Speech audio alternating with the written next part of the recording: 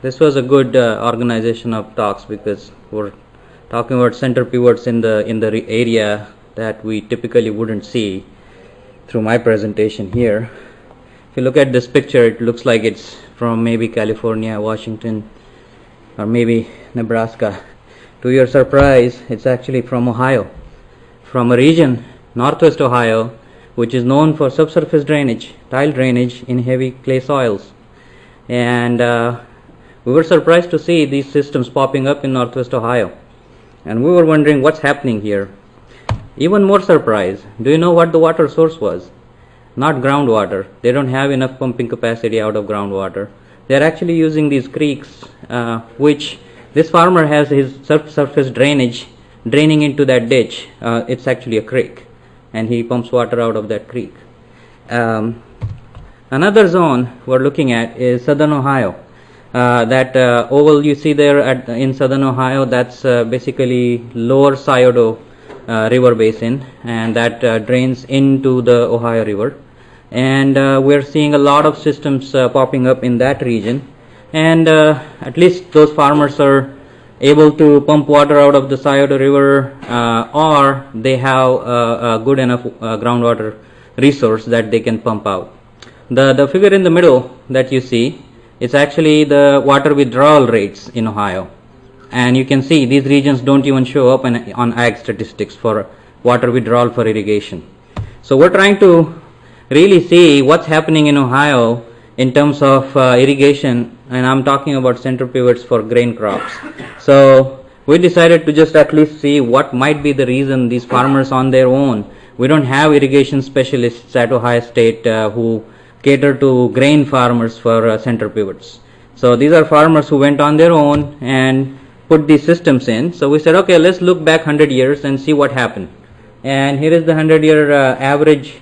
The blue lines are all precipitation. The trend line is hidden because it kind of overlaps with the 100-year average. You do see some decreasing trend in potential evapotranspiration. For today, I'm just going to focus on this, the 3 decades, the recent 3 decades. Well, the third decade is not complete yet, but 7 years out of that. What we did was we calculated based on a station in Southern Ohio, we calculated the evapotranspiration for corn and soybean.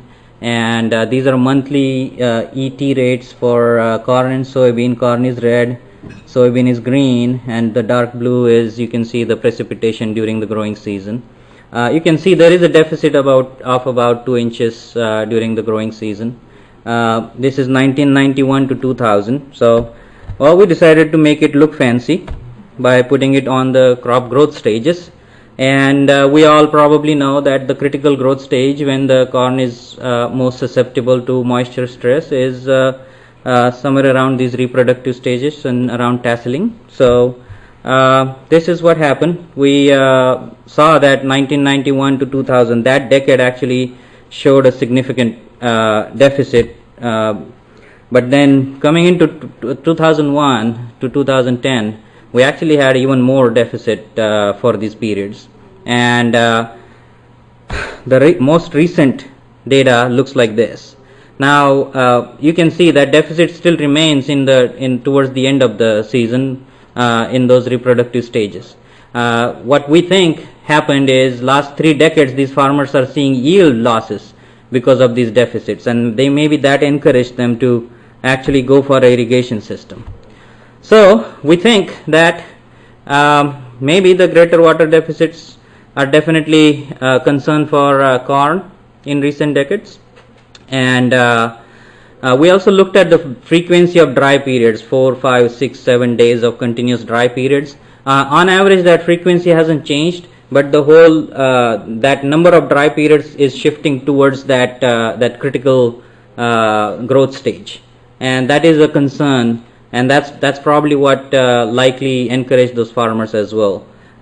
So I think it's in near future, the supplemental irrigation concept is going to be important in our region. And I personally work on drainage research, so I'm actually going to start thinking about moving it to irrigation research based on this. So looking for collaborators. Thank you. Thank you.